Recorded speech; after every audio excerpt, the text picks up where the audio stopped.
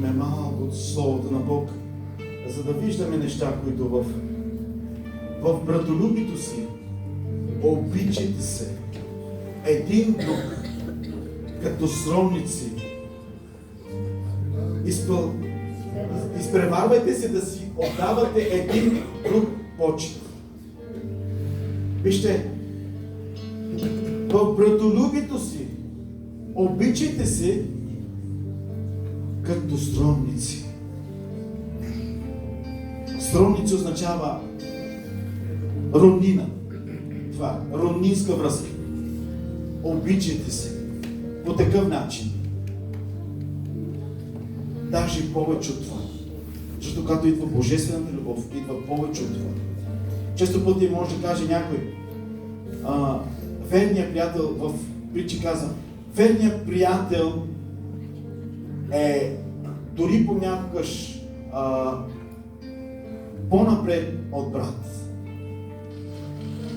По-напред от брат. От собственият ти брат може да бъде верният приятел. Често пъти трудно се намират верни приятели, но това е друга тема. И искам да ви кажа и да насърча църквата на Бог, че трябва да се възстанови братолюбието. И сестролюбието също времено. И като казвам братолюбие, трябва да се сещате и за сестрите. Това е едно. Това е неразделна част. Затова, сестри, трябва да имате помежду си онази любов, за която Христос е дошъл.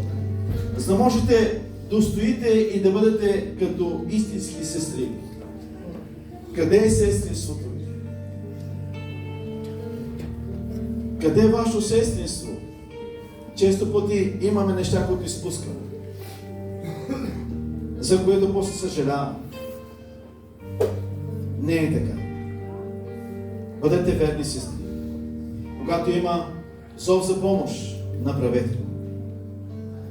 Да се показвате, че вие сте наистина Божи служителки. Божи хора. Божи народ. Свят народ. Извикан от Господа, за да му служи чисто и вярно. Нека Бог да ни благослови. Нека да наведем пътя и да благодарим на Създателя си. Боже, аз те моля, Отче святе праведни, да докоснеш моите братя, да докоснеш моите сестри, да имаме това братолюбие помежду си и това сестролюбие, Господи, да дойде от небето, Господи Боже. Молим Те, Отче, милостиви Създателю. Знам, че след всичко това ще дойдат атаки. Знам, че след всичко това, след тези думи ще дойдат атаки. Ще иска дявол да разруши онова, което Бог иска да съгради. Ще дойдат атаки, но Бог е силен и слушайте Бог какво ви говори.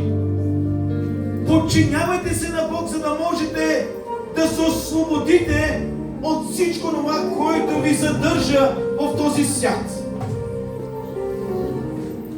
Бог на силата е всемогъщ да ви даде всичко потребно в живота ви. Молиме Те, Отче, помогни на моите брати и сестри. В името на Исус те моля. Алелуя. Амин. Тази вечер не исках нищо, което да бъде толкова изобличително. Опитах чрез Духа на Бога да бъде насърчително и поучително за вас. За да може да приемете това, което Бог ви говори. Да възприемете.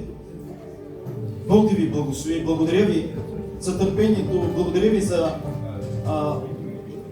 съсредоточението, което имахте в вас. Благодаря ви. Бог да ви благослови и да ви даде най-доброто.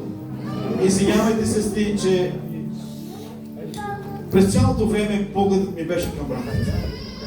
Защо? Защото Така и беше проповедта. Бог да ви благослови. Пастора. Продължаваме Господа, на Бързо.